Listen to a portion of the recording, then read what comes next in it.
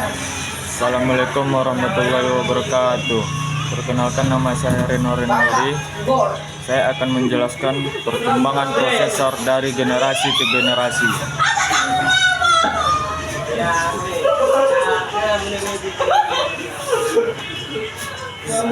Generasi 1, prosesor 888 dan 886.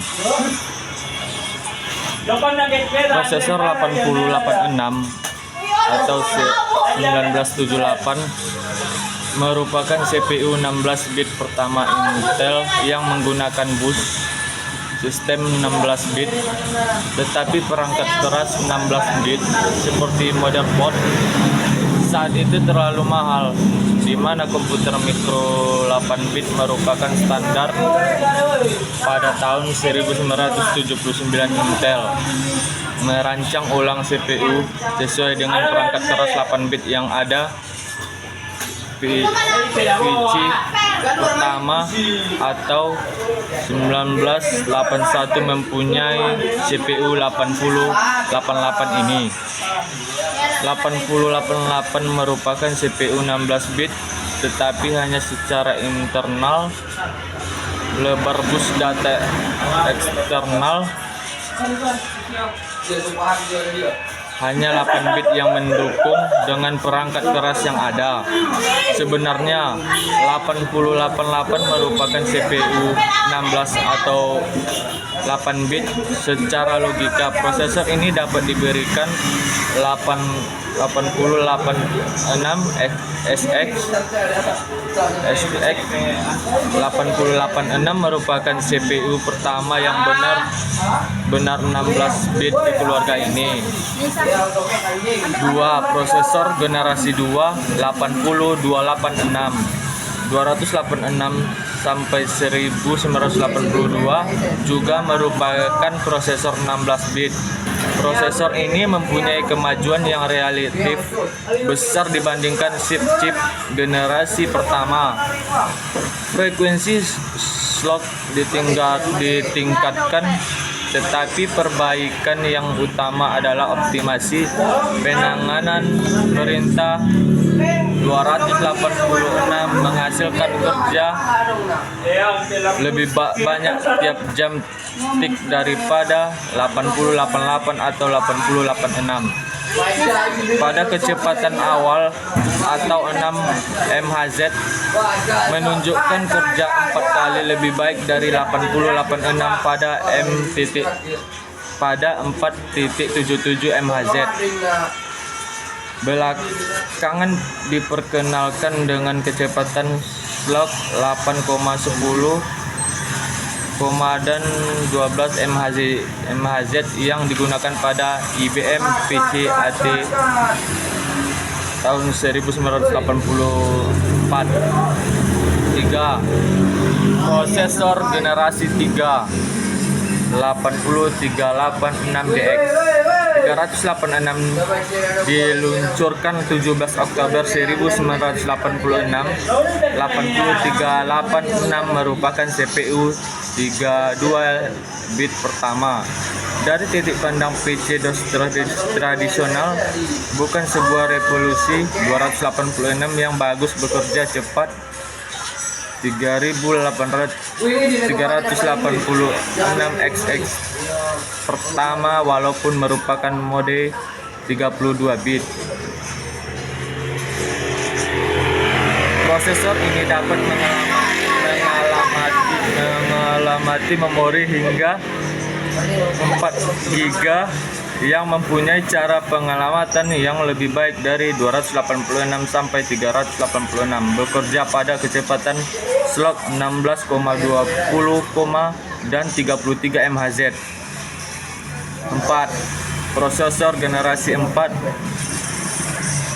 80486DX 8086 dikeluarkan 10 April 1989 dan bekerja 2 kali lebih cepat dari pendahulunya.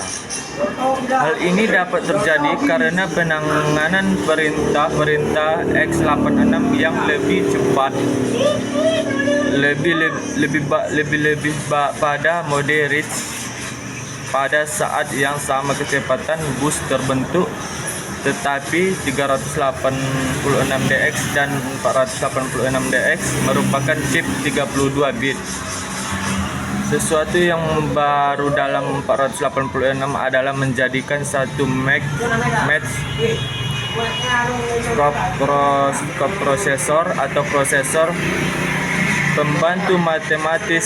Sebelumnya match koprosesor yang harus dipasang merupakan chip 387 yang terpisah, 486 juga mempunyai cache L1 8KB. 5. Generasi 5 Pentium Classic atau P54C. Chip ini dikembangkan oleh Intel dan dikeluarkan pada 22 Maret 1993. Prosesor Pentium merupakan super scalar, yang berarti prosesor ini dapat menjalankan lebih dari satu perintah tiap tick slot.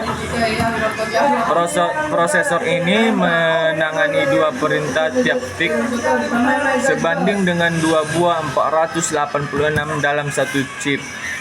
Terdapat perubahan yang besar dalam sistem bus. Lebarnya lipat 2 menjadi 64 bit dan kecepatannya meningkatkan menjadi 60 atau 66 MHz.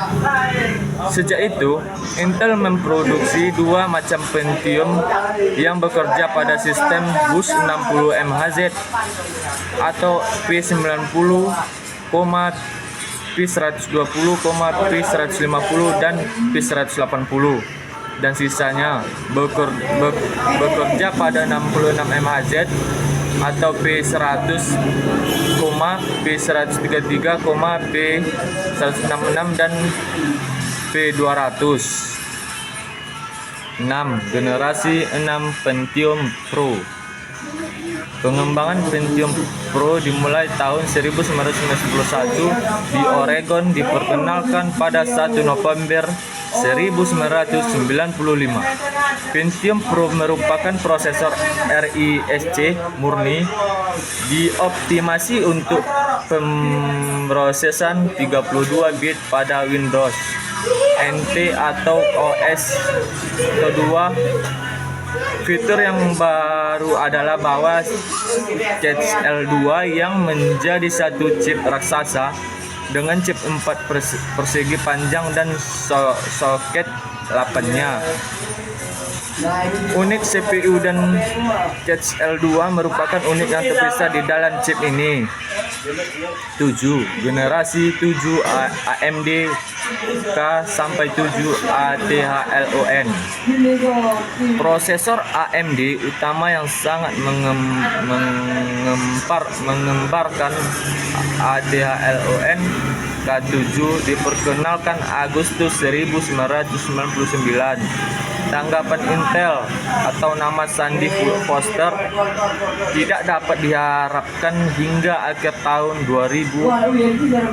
Dalam bulan-bulan pertama, pasar menanggapi ATHLON sangat positif. Nampaknya seperti yang diharapkan untuk mengguli Pentium 3 pada frekuensi slot yang sama. Cukup sekian yang saya sampaikan, kurang dan lebihnya saya mohon maaf. Saya akhiri. Assalamualaikum warahmatullahi wabarakatuh.